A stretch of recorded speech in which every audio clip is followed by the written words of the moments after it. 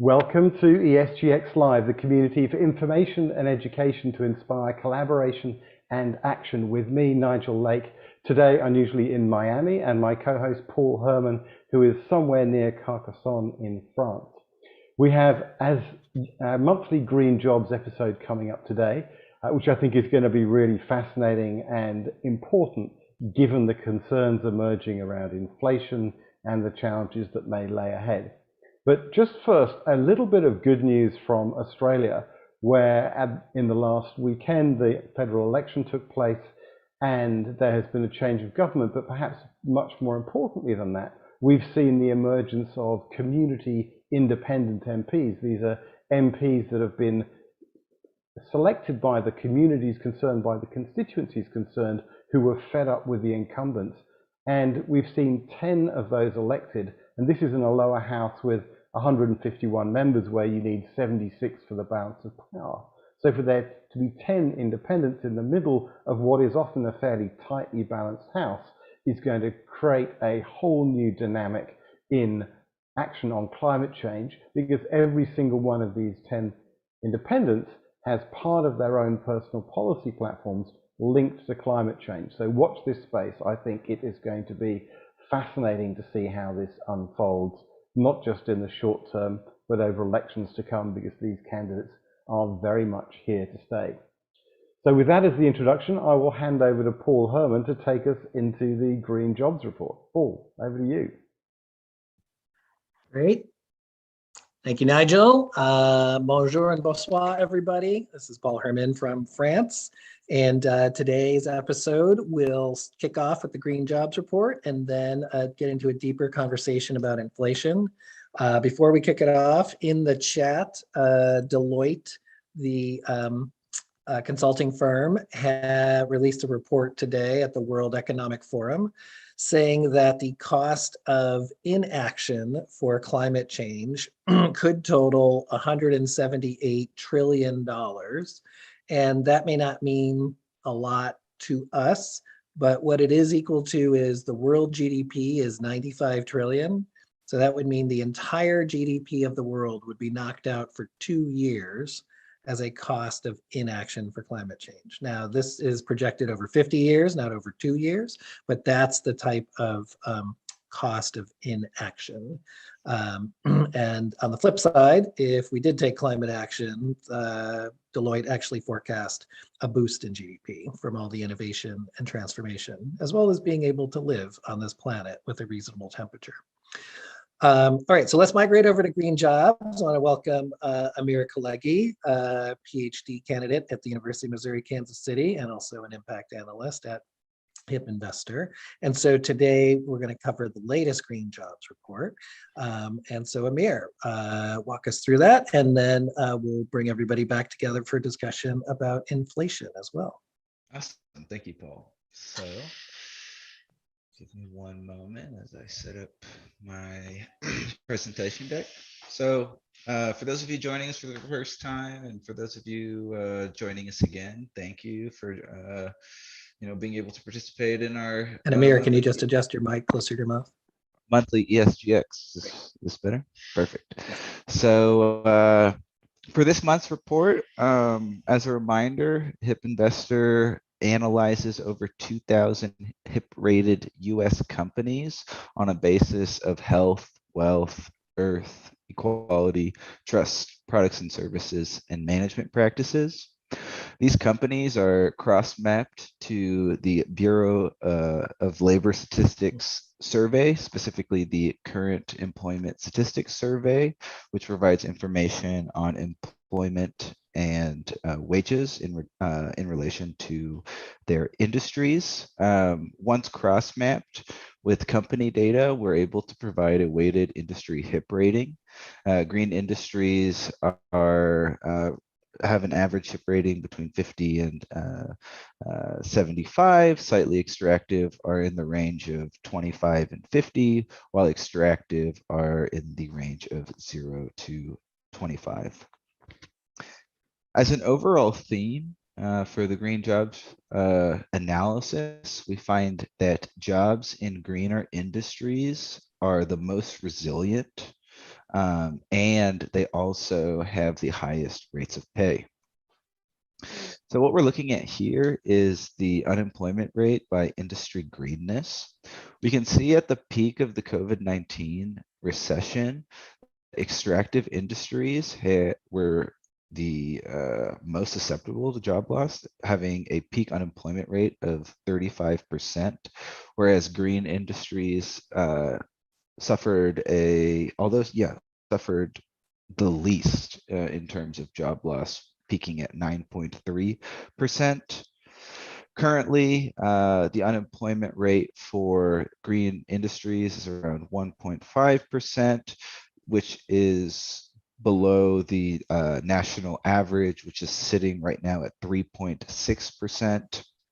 We can see for this month over the year that extractive industries actually dropped below slightly extractive industries with the unemployment rate of 4.7%. But extractive industries, being consisting of industries such as, casinos and oil and gas extraction, mining, especially, these types of industries are related to the business cycle in terms of employment. So meaning that in the summer months, there's normally like a downtick and then spiking up. So we have seen this before across the cyclicality of industry employment, but especially extractive industry employment. And when comparing to the decade of unemployment data for each industry bucket, green, slightly extractive, and extractive, we can see that this is a pretty normal event. We saw that there's periods here of the extractive industries dipping below even the green, but we have to remember the, extreme emphasis of the last administration on extractive industries, especially with temporary boosts in extractive industry employment for increased policy or increased, pro-extractive industries, trying to bring back coal jobs, trying to bring back mining jobs, trying to enhance the, pipelines and the like. But again, we can see that the cyclicality, like the cyclical nature of extractive industries, is much higher, resulting in much more volatile swings of unemployment versus employment. And this also points towards the gig nature of some of these unemployment jobs, because it's not stable throughout the year, meaning that, some of the employment is only part-time, contractual, and not even getting the fullest of the average weekly hours of employment, which can be seen as it flows through the pay information that we have. And Amir, I think later on in the conversation, we may come back to this, but it could be the case where under inflation, where commodities rise, that the need for more workers to extract more commodities out of the ground, whether it be farming or metals or energy. So we'll see if that persists, but it's pretty unique. This is the first time, at least during our green jobs reports, where the extractive jobs have picked up more, the deeply extractive jobs have picked up more than the slightly extractive jobs. And something to take note too as well is that the unemployment rate is based on the labor force participation rate as well. So although we're seeing lower rates of unemployment, if you were to go to look up the labor force participation rate, actually, like over the month, we're losing around 400,000 workers, some of which are in extractive industries, thus lowering the denominator in which the unemployment rate is calculated. So therefore, it might not mean as a whole we're at a better rate of there's more people who are employed, there's just less people participating within the labor market, whether they be holding out for better working conditions, as we see from our discussions over the great renegotiation, or just trying to, I guess, transition their actual careers at a time like this, which has been prevalent and reported on from our past discussions. But we will get back to this during our discussion in terms of, I guess, we're at currently low unemployment. There's been talks of unemployment perhaps rising in the midst of stagflation. So that will be discussed further in our report. Something we can see here as well in terms of job resiliency for greener industries and also stronger recovery. We can see that we're around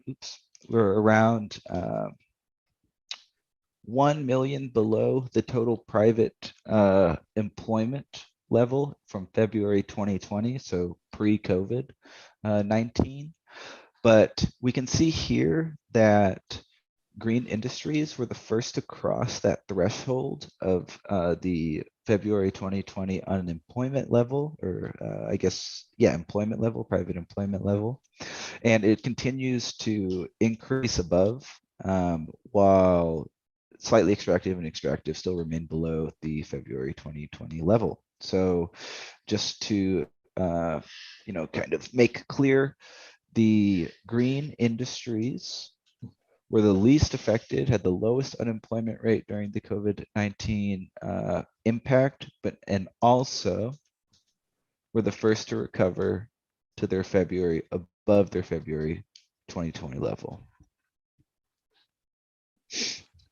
Our next finding from our analysis is that greener industries just simply pay more. Any way that we look at it, they offer the most stable amount of hours, averaging around 35 for the entire green industry set, whereas extractive industries sit at the range of around 29.5. And we can see here that there is a large delta, a large difference between slightly extractive and green industries, and especially when comparing green industries to extractive industries.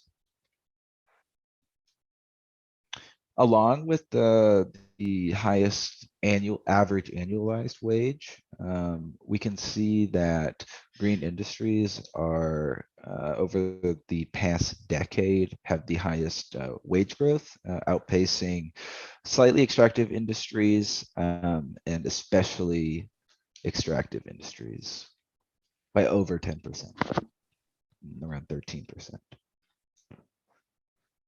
So this kind of brings us to our concluding slide of how hip is the economy. So we have these, we're currently our green jobs analysis maps to around 181 individual industries at the 4-digit NAICS classification level. And from that, when we're to take the overall weighted hip average, we can see that we're right around 32%, which means as a whole, we still have a gap to bridge in terms to get to the 50% mark, which is the mark of net extractive. So currently, we are running a extractive economy.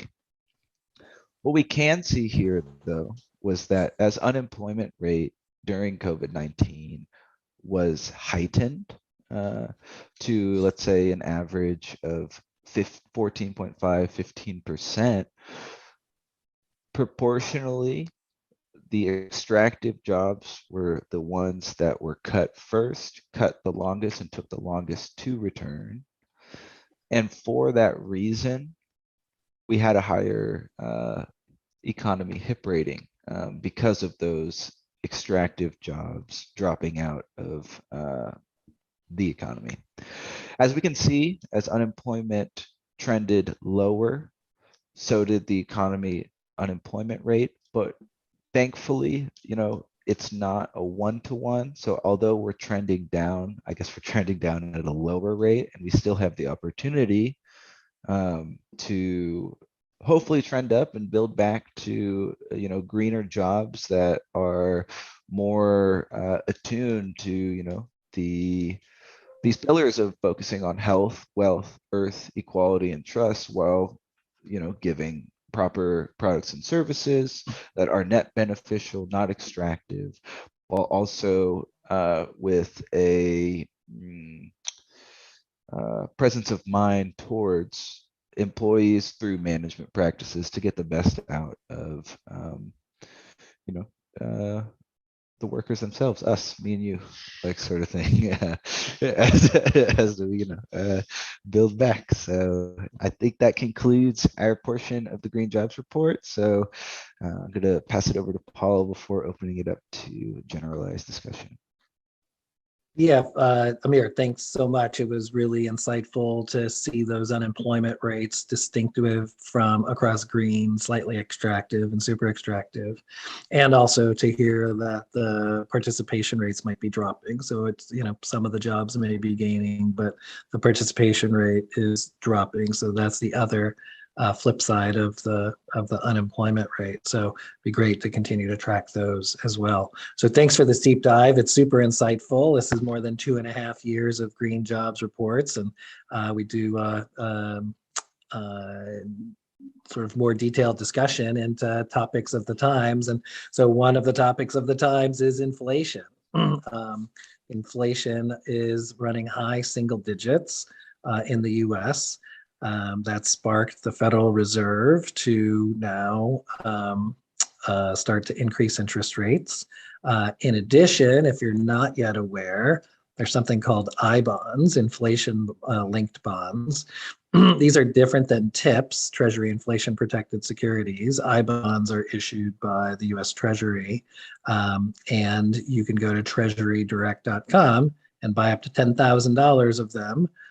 And they will, you can earn 9.6% for the next 6 months as the inflation rates blend together. So there are some investment strategies that you can use during this time. And there's a $10,000 limit per individual or per entity. So if you have an LLC or a C Corp, or you want to give a gift, or you have a trust, those two could invest in I-bonds as well. All right, want to bring up Dr. Fadel Kaboub, who's Associate Professor of Economics at Denison University and the President of the Global Institute for Sustainable Prosperity. So we jointly produce this Green Jobs Report monthly. So welcome, Fadel. Great to have you with us today. Thanks, Paul, and thank you, Amir, for a great presentation. Glad to be here. And you've had a super exciting past week or two, so it'd be great to get an update on where you've been and what's cooking, especially in the world of how to build a better world going forward and to truly build back better. And then we'll have a deep dive into inflation. Well, just a brief report. I was in Tanzania for the last week for a meeting hosted by Power Shift Africa, which is one of the most exciting NGOs on the climate front on the African continent, and attended by a number of African climate NGOs and African scientists who are involved in the IPCC, including some colleagues who helped co-author the latest report, and also attended and kind of hosted by the IPCC Vice Chair from Africa, Dr. Yuba Sakona, who's the elder in this space and has been fighting this fight for the last 40 years on the science front, on the diplomacy front, on the educational front. So it was exciting to be in the same space with like-minded people who are on the front lines of fighting climate change. And really my contribution to this gathering, interdisciplinary gathering, was to essentially articulate why a different model of economic development is needed as a prerequisite or as a core component of climate action, because we can't continue with the same extractive industries, with the same model of economic development that brought us to where we are. So that's really the hope, is to build a united front on the NGO front, on the diplomatic front in Africa and the global South, so that we go to COP27 with the united vision to tackle climate change while also changing the engine of economic development to a more resilient and more sustainable economic engine. That's really the quick update on my end. That's super exciting. And we know upcoming episode in June is going to cover Stockholm plus 50. So I think you'll share more of the lessons and insights there as well. So tune in to ESGX in June for the not only the bioeconomy boom on June 15th, but the Stockholm plus 50 later in June with the Green Jobs Report. Okay, inflation. It's on everybody's tongue. It's the root of all evil, baby, according to some news conferences, news reports. What is happening with inflation? Why is it happening? And is it good or bad? Very good question. So absolutely. So we should discuss it first in the U.S. context, and then we can talk about Europe and the rest of the world, just to get a better understanding of what central banks are trying to do, why central bank policy, monetary policy is relevant in this case or not. So the mainstream understanding of what we should do when we face inflation is to have the central bank raise interest rates. That's the dominant economic theory. That's kind of what happened in the 1970s with the oil shock and so on. The problem is that it's the least effective and most painful way of trying to deal with inflation. And here's why. So pre-COVID, if we look at the actual sources of inflation pressure points in the US economy, by looking at CPI data, we find that there are 4 inflation pressure points pre-COVID. One is healthcare, one is education, one is energy and transportation, and then the 4th one is housing. So these are pre-COVID, and then comes COVID with the global shutdown and disruption of global supply chains, which added additional inflation pressure points related to shortages of inputs, materials, which fueled some panic on everybody's part, including manufacturing part. So people started ordering more than what they need, just in case there's another shutdown, just in case there are more delays. So the supply side, the production side, wasn't able to keep up with, catching up with the COVID shutdown, and then catching up with this additional demand that many people were bringing to the market. And then we have shipping delays because of all of that. So you have basically a big traffic jam in the oceans and all over the place. So those create additional pressure points. And of course, when you have a little bit of market power that you can leverage in your sector, this is the best time for you to use it. And this is not me saying it. This is corporations all over the US, all over the world saying this is the best time to widen our profit margin because everybody's using inflation as an excuse. So let's use it. So these are the things that we've been facing. So now, if those are the inflation pressure points, pre-COVID and after COVID, and then you have the Ukraine crisis, adding additional pressure points related to energy, related to food, because of the importance of Ukraine and Russia and the energy market and the minerals market, because of the sanctions that subsequently were added to the mix. So we have all of these inflation pressure points in the US and globally.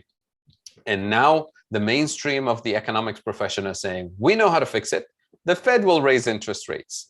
So raising the interest rates will not slow down the disruptions related to COVID, will not end the sanctions, will not end the conflict in the Ukraine. It's got nothing to do with it. So it's not going to touch any of the inflation pressure points we talked about. It's not going to change the abusive market power of key corporations around the US, around the world.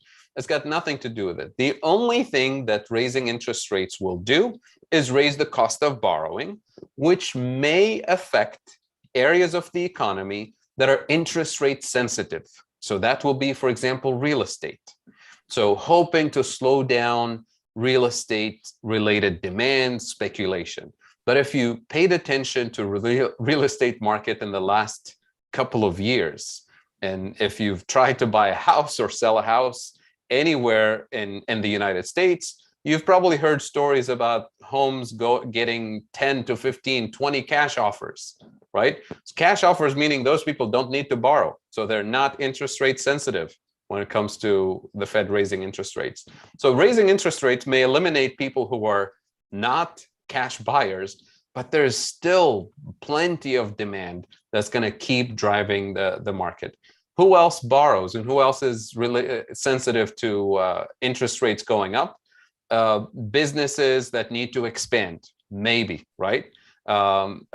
Businesses that need access to financing. But a lot of economic activity that's actually related to the inflation pressure points don't involve any borrowing. People don't borrow to buy food. People don't borrow to pay rent. People don't borrow to do all the other usual things for transportation, to fill up gas. All of these things have nothing to do with interest rates. So the hidden logic that the economics profession in the mainstream has here is that raising interest rates will not create a soft landing like the Fed is claiming, but is very likely to create a hard landing, a crash, because it can drive your balance sheet, if you're a business, in the wrong direction. You can create a financial crisis actually by disturbing the stability of balance sheets, especially balance sheets that are heavily leveraged, consumers that have a lot of debt, businesses that have a lot of debt, and that will create unemployment. So that is the risk, that this approach will not eliminate inflation, but will cause a crash that will raise unemployment and push us into a stagflation type of situation. So that's really the kind of a summary of what most people are thinking. And we can talk about potential solutions. Is there a different way other than a crash landing, right? So I'll leave it. We definitely want to talk about solutions. We definitely want to talk about solutions, because this is. But it's important to have the right diagnosis first, to recognize that the proposed action that most central banks are following is actually dangerous. Understand. And in the chat, to put a little bit more refinement on this, thanks to Jessica Margolin for finding this. There was a report last summer on supply chain disruptions and a White House task force to address some of those. They're focused on where some of the critical points were. Semiconductor chips was one, for example, some food. Today, baby formula, I guess, is another, a supply chain disruption. So what had become a very smooth running globalized economy with where you could shop in the grocery store and get fruit from South America or production from Africa. Those supply chains have been disrupted. There's with increased climate action, with increased climate change, there's crops that are not coming to fruition, including crops of wine. Some vineyards have to throw out half or 3/4 of their crops. So there are these new risks that are emerging. And so to Fadl's point of like, let's address root causes, let's respond to core drivers. These are new problems to solve, so which we'll talk about solutions. Let's just pause here for a second. Nigel, anything you want to add? I know you're in Miami on a mobile Wi-Fi, but anything you want to add to the description of inflation around the world? Well, one question I had is the issue of poverty. Statistics coming from the UK where something like 1 in 5 people are in poverty. And then you hear individual stories where, power prices have increased quite dramatically. And there are a lot of people who simply, they don't have the money to pay a higher power bill. So you hear individual stories of the lady that is spending her day on the bus to stay warm and eating 1 meal a day because that's all she can afford. And there's just endless versions of these stories. And of course, higher interest rates aren't going to help those people at all. I don't know what the answer to all of that is, but it just seems like there's a massive pressure cooker applied to quite a significant part of society. And the UK is just one example, but there are plenty of other countries where it must be the same. All right, well, let me kick off some solutions. So unfortunately, Dr. Scott Fulweiler of the University of Missouri, Kansas City can't be with us today. But one of the potential solutions, and it'd be great to get everybody's feedback on this, is interest rates is one way of going about it. But in some countries, the way they go about it is policy restrictions, rules, and regulations on debt to income ratios. And that's definitely the case here in France too, where if your income doesn't cover your debt in the right multiple, you can't get the mortgage, which is different than the interest rate. It's a little bit more of, monitoring the cash flow coverage. So what do you think about that type of solution? Or is that sort of what some people would call micromanagement of business to, banking decisions? Is that helpful in creating more stability, or engaging to combat inflation? Well, not just inflation, but financial instability. Yeah, go ahead, Amir. I was really interested on the implications of work from home and in relation to the housing market. So a lot of what we saw during the pandemic was people in urban areas moving more to suburban areas and obtaining the same salary without the same cost of living. So placed in the chat right now, there was a working paper posted by the National Bureau of Economic Research that looks at the relation between housing demand and remote work. And they saw a relationship, like their finding was they saw a relationship between around a 15% increase in remote work for a given area led to around a 24% average increase in housing prices. And this goes to the tone of what Professor Fulwiler had suggested in terms of having a tighter debt service to income ratios, especially for those individuals who were able to work from home and have the luxury of higher salaries within a lower cost of living area. So, and even the debt to service ratios for not only just homes, but larger like commodity items such as cars, we can see that these commodities and items really do impact the overall inflation calculation as well. So it isn't really going towards it's stabilizing inflation through the larger pressure points such as housing and the car markets as well. So that was the point that I wanted to bring in, just looking at the implication of work from home on inflation. Puddle? On the other solutions, if we understand that the inflation pressure points are not really sensitive to changes in interest rates, other than a crash landing that will push us into a recession, which, when you create more unemployment, unemployed people can't order a new dishwasher, they can't order more stuff. So the hope is that when you cause that kind of pain, you allow the supply side to catch up, hopefully, right? Quote unquote, hopefully. And that's not really the ideal way to deal with inflation. The problems are on the supply side, which means investing in increasing productive capacity, unclogging the supply chains, moving away from just-in-time supply chains, kind of the lean and mean model of the 1990s that was introduced to the global economy, to just-in-case supply chains, moving to not necessarily every country on their own producing everything locally, but more regionalized type of supply chains where you can have 2 or 3 options, some in North America, some in Europe, some in Asia, some in Africa, where we can have a lower cost of transportation, boost economic activity and economic development on a regionalized level, and have a just-in-case source of inputs. If you look at the pharmaceutical industry, and this is something that's really frightening when you think about it, the active ingredients and the majority of prescription drugs that the majority of people use around the world come from 1 or 2 countries.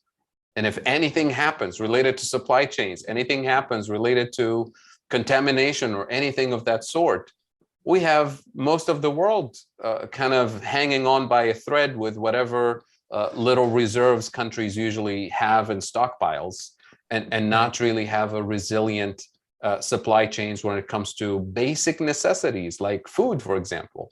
This is something Doesn't that resilience cost more money? Isn't that going to be inflationary technically? Like cost inflationary? It may be resilience. There may be a benefit to resilience, but won't it be cost inflationary? Not necessarily. And here we can talk about profit margins. We can talk about pharmaceuticals engaged in stock buybacks and all kinds of issues that are actually inflationary. So it's not just the cost of inputs that drives inflation. And we've actually seen this in the last few months, where it's very clear that a big chunk of the inflation component has little to do with the cost of labor or the cost of inputs. So that's something that's been happening for a long time, but it's so obvious in the last 12 months and across all industries. So it's that level of resilience for key areas, including food. I'll give you just one example in terms of what we've done to the global food system in the last 50, 60 years. When most of Europe used to depend on its colonies for its food supply, and then those colonies became independent in the 50s and early 60s, it became a question of national security for Europe. So the European Union at the time decided we're going to invest in something called CAP, the Common Agricultural Policy, which is essentially a massive agricultural subsidy program to help European farmers produce wheat and corn and soybean and all the core staples. And as a result, those subsidies made those grains much, much cheaper than what, say, African farmers can produce. So it killed that production on the African continent. It wasn't just Europe, by the way. All the major global powers at the time, the US, Canada, Australia, Japan, and the Soviet Union did the same. So we had only those major blocks of major food producers. When we say the former Soviet Union, it's really the Ukraine and Russia, right?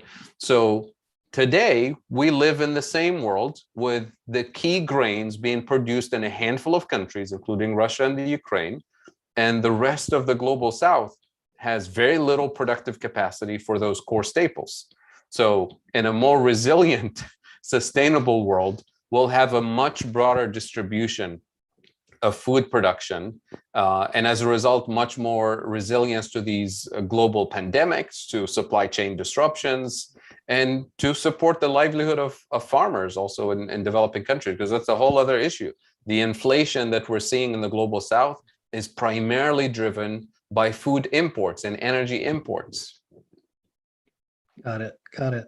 Nigel, you study supply chains of different materials, energy, metals, inputs for electronics. So what do you think about this concept of regional self-sufficiency and how that might affect exports, imports, or other, supply chain issues? I think it's fascinating because just as with COVID, we saw the pressures which came to bear drive a whole series of changes in working practices. The leap in energy costs, amongst other things, has made a lot of countries start to think about, can we rethink the way our entire supply chains work, use new technologies, use the principles of the circular economy and Industry 4.0 to come up with better ways of doing things and to move up the value chain.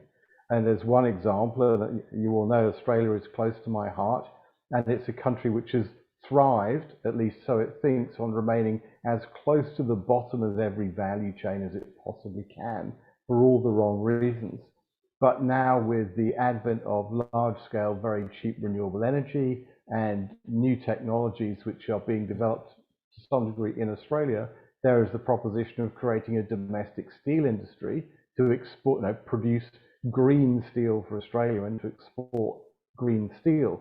That's just one example. So I completely agree with Fidel. There are lots of areas where if you kind of go and look at the problem through a slightly different lens, you can get to the conclusion that you can produce goods economically through a completely different supply chain. And in some cases, they may be a bit more expensive, but then if they create more jobs locally, and this logic applies very much in the global South, but applies just as well in some rich countries. If you can create good jobs locally, then if everything costs a bit more, you end up perhaps with a rather stronger, more resilient economy. I think the last thing I want to say, though, is we can't generalize any of these things because it depends very specifically what you're talking about. And in supply chains and healthcare, it made me think about medical imaging. And if you go in for a scan, then there is a substance used, molybdenum-99, which is an intrinsic part of the imaging process. And there's only a small handful of nuclear reactors which can supply molybdenum generators, which are the things you ship, which then produce the stuff you're going to use, because it has a ridiculously short half-life. And those things only have a life of a couple of weeks. So you have to be able to get your hands on them. And if you're in the US, I don't know if the US has got production at the moment. They didn't. The US didn't have a couple of years ago. It's investing in it. So there are some things that are really problematic. And again, it makes you think we really should have our own production of molybdenum-99. Otherwise, we could lose all our medical imaging almost overnight. So I want to come back to this point that Amir made about, working from home, but also on like wage inflation. So Amir, you've looked at wage inflation, wage gains over more than a decade, where sustainable companies and sustainable enterprises end up paying more. So it's almost like there's a return on investment to inflation in some ways.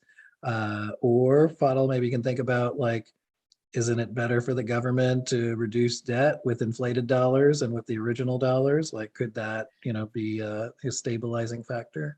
But Amir, what do you think about like the concept of like return on investment of wage inflation? Is it better for workers? Does it, is it better for companies, which, we found great places to work tend to outperform because paying workers more isn't just a higher cost, there's a higher value. Your thoughts about that, Amir? I think the wage inflation is wages catching up to where they should have been, even pre-COVID. Even as wages are being pushed up, the rate of inflation is outpacing the growth of wages. And I think it brings up a critique of the central bank's strategy in terms of cooling down employment or cooling down the economy through, I guess, affecting unemployment or increasing unemployment. Because as we've seen, these greener jobs are the ones kind of paying more, but they're more resilient to this job loss anyways.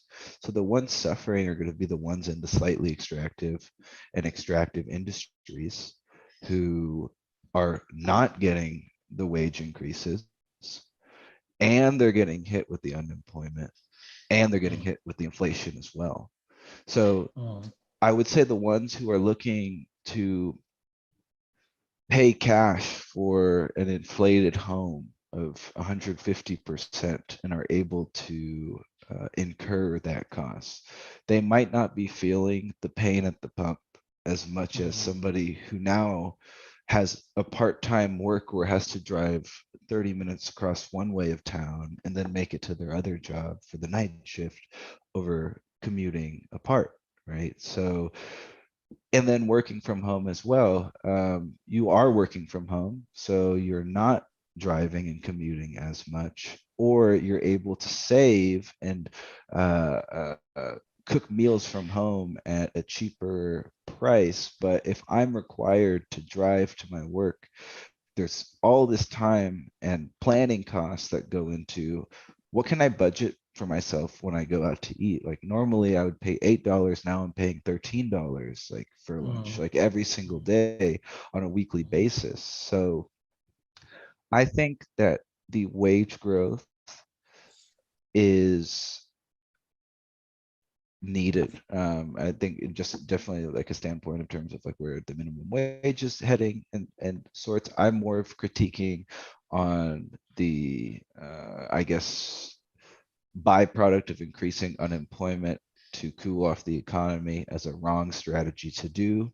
Instead, as Professor Fulweiler had brought up, we should have been looking at the debt service ratios to income ratios and targeting, I guess, the runaway housing prices at those specific levels, especially too in pertaining to the used car market and the rising prices because of the weight of cars within the calculation of the inflation price.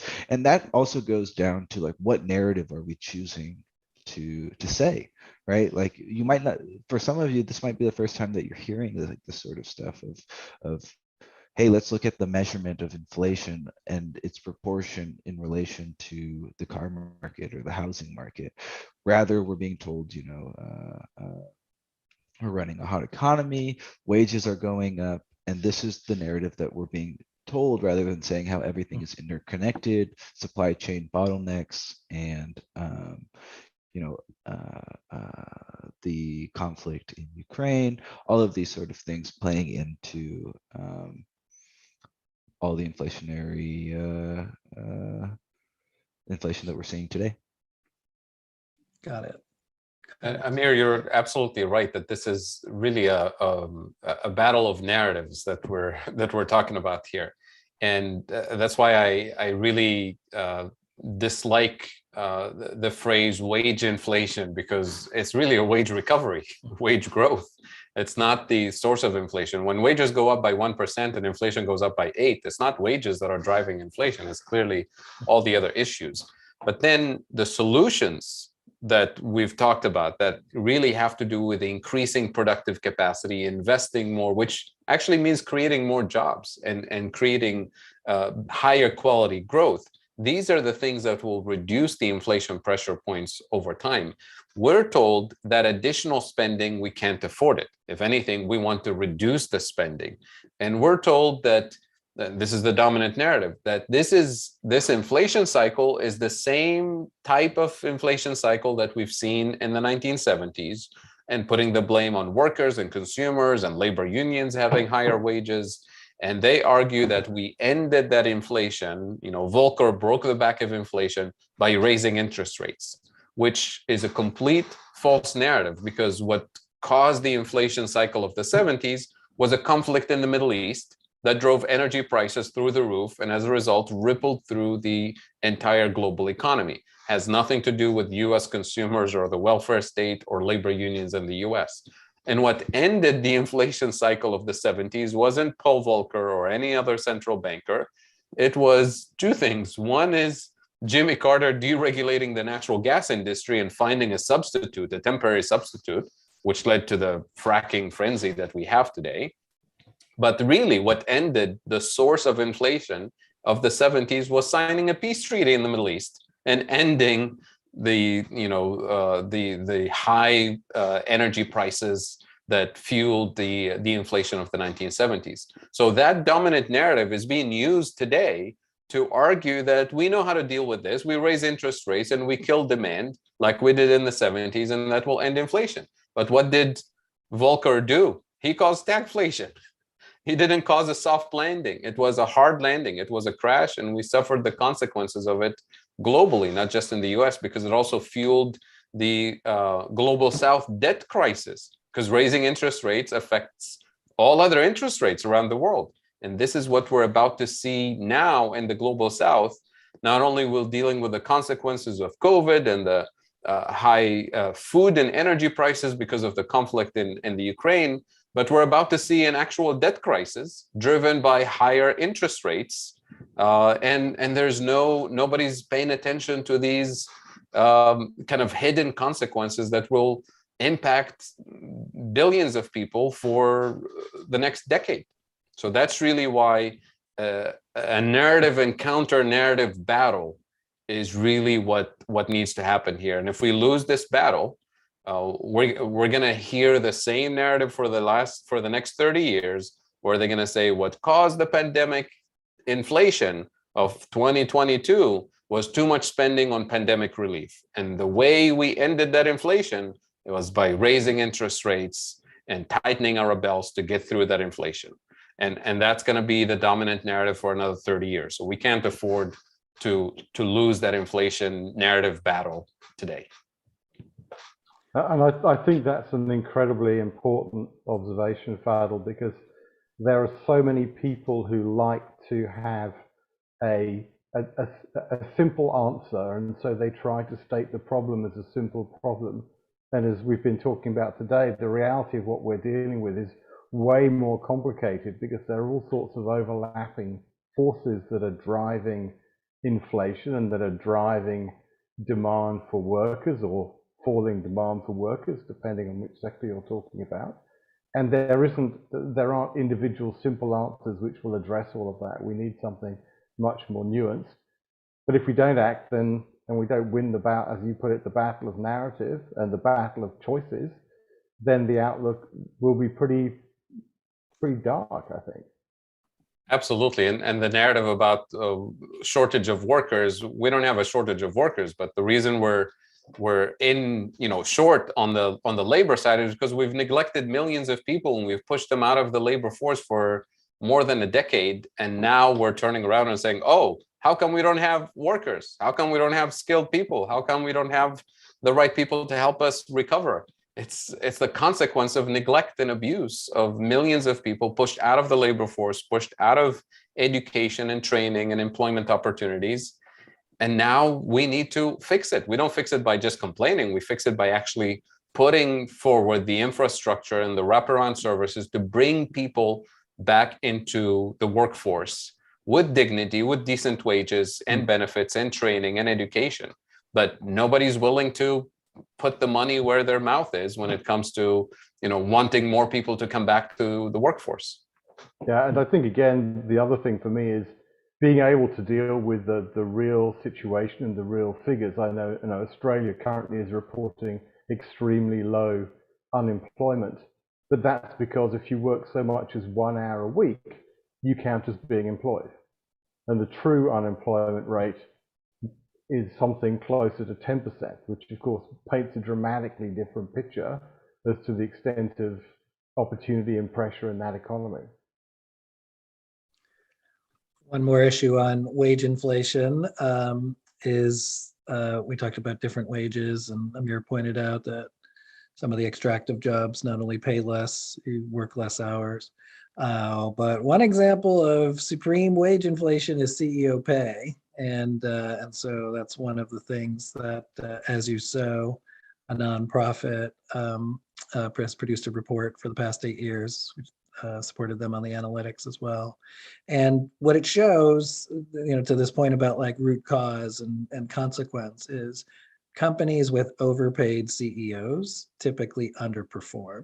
So they not only overcompensate one person for several thousands of people's work, have suppressed some of their wages so that you need wage recovery, but also that it tilts the dynamics of the system into this sort of king-like atmosphere to make decisions versus something more cooperative and collaborative. Okay, so we have 5 minutes left. Any solutions we haven't tapped into yet? So like, if we could make the executive decisions or the collaborative decisions, what levers do we need to pull? Well, I think that's why these narratives are critical, because we did have quite a bit of the solutions on the table, say in the climate bill and the Build Back Better bill, and all of those things were actually designed to invest in workers and communities, bring workers back into the workforce, support families with children so that they can actually afford to leave home and go back into the workforce, invest in climate resilience, infrastructure, more energy efficiency, so we don't have to import the more expensive fossil fuels. All of those things, we had them on the table, and they were killed in the Senate by a couple of people who used exactly this narrative that says, we know what's driving inflation. We've dealt with it in the 70s. We should not be spending more. That will fuel inflation. And the policies that would have actually tamed the inflation pressure points were killed in the Senate. So we really need to, face this debate with the utmost level of seriousness, because this is what's causing inflation. And by not investing in that level of resilience, we're going to face more inflation and potentially a recession. So I'll leave it at that. And one thing in my mind is that as we went through the COVID downturn, governments generally were very quick to act to support businesses, and in some cases to help businesses to maintain their employees. That there must surely be a case now for government stepping in to support the more vulnerable in society as we go through, for example, profound power price shocks in some countries. And those short-term actions will need to be different country by country. France, for example, has, I think, experienced nothing like the surge in power prices because it has a large domestic nuclear power industry, so it's way less exposed. In the UK, power prices have leapt because power prices for many, and this is particularly gas, which people use to heat their homes, is priced off medium-term price curves. The actual price of gas in the UK has fallen dramatically, and the energy companies are going to be making massive profits this year. The government should be levying super taxes on that and redistributing it to the poor so that they can pay their energy bills. I think anything else seems unconscionable, but will that happen? It seems unlikely. The other side of the coin for me is the long-term action, and exactly as Fadl was talking about the Build Back Better Act. One of the things which comes out of the work I've been doing with the Club of Rome, and this is the Earth for All project, and I'll put a link in the chat shortly. There are some big turnarounds that matter. One, of course, is everything around the shift to renewable energy. Building renewable energy will mean you have much more generation that is under your own control and onshore as a nation, and the costs of which over the long term are almost entirely fixed because there's virtually no operating costs once these things are built. Similarly, action on the food supply chain and improving the way we make food will make local supplies more resilient in many countries, and will also eliminate some of the big variations in input costs. If you shift to regenerative agriculture, then you're using less inputs, which means you're putting less nitrogen-based fertilizer into the soil, which means less dependency on fossil fuels to create those inputs. Less tilling of your soil means less spent on diesel. So there are all of these kind of interrelated effects, which will make economies more resilient if we're prepared to implement them. And that's over the long term. Of course, short term, they can create good employment opportunities too. Great, thanks for putting that in the chat, Nigel. Amir, final thoughts on solutions? Yeah, I want to kind of piggyback off of your mention of the interrelation of all of these inflationary effects. It's not just one thing. So when taking approach, I think we should definitely try to modernize the way that we try to stabilize these inflationary pressures by not just increasing interest rates to do what we had done in the 70s, when dynamically it's a different context we find ourselves in. Yes, perhaps oil prices are going up like they were in the 70s, but let's look at what was the expectation of inflation at that time, and also understand that when it comes down to narratives, if we use words like stagflation, people are going to think of the 70s, but then that would cause I guess recursive fear and almost like this, fear and uncertainty. But dynamically, the expectation of inflation was higher in the long term and short term for the 70s. Like what we find ourselves now, we're not entrenched in this idea of inflation that's going to be long lasting for the next 10 years. It's something that we feel that there's going to be higher prices now and lower inflation in the future. So I think it's just the way that improving upon the way that we react to these inflationary signals and pressure points and create better automatic stabilizers, because I guess like the responsiveness and the creativity with our responses have not been there, when we should be trying different solutions when we have the opportunity to try different solutions, rather than making a fractional adjustment to a quote unquote one solution solve all like approach.